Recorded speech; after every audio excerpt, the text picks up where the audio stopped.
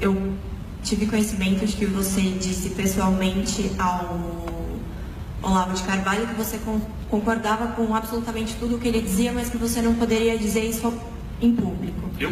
Me corrija se eu estiver errado. Mas a minha pergunta é: o que você pensa sobre o Foro de São Paulo? Qual é a sua posição em relação a isso? Eu acho que o que pega na discussão, assim, na convivência das pessoas é catapora. Ideia só pega se for boa. Então eu não temo conviver com ninguém. E o Olavo de Carvalho é uma pessoa por quem eu tenho admiração. Quer dizer que eu concordo com as coisas dele? Absolutamente não. Até porque eu o conheço um pouco melhor fora do papel que ele desempenha. Porque eu sou palestrante pago, não para estudante, eu não cobro. Mas eu faço palestras e empresário, isso aqui, então eu cobro razoavelmente bem. E ele também faz umas palestras pagas por aí. Mas já dividimos alguns auditórios. E a gente fica na sala antes. Eu cheguei às 6h30 da tarde, só para vocês saberem, eu cheguei aí às 6h30, não atrasei nada, então ficamos esperando o auditório organizar. E a gente fica conversando. Foi ótimo que eu conversando com a nossa presidenta aqui e tal. E veio uma repórter, né, de Piracicaba, uma menina que é muito jovem, e fica conversando com o Olavo. Eu já fiquei conversando. Então, assim, ele não é tanto aquilo que ele aparece, porque virou essa moda, está todo mundo atrás de dizer quem é o cara da direita, não sei o que e tal. Eu conheci a direita orgânica brasileira muito de perto. Por exemplo, Roberto Campos, procurem ver, o livro dele tem essa grossura aqui, chama Lanterna de Fogo. Eu tenho uma dedicação absolutamente paternal dele para mim, a gente não se entendia em absolutamente nada.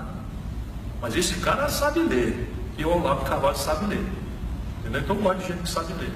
Não gosto de imbecil, né? Não pega, mas dá uma impaciência leve.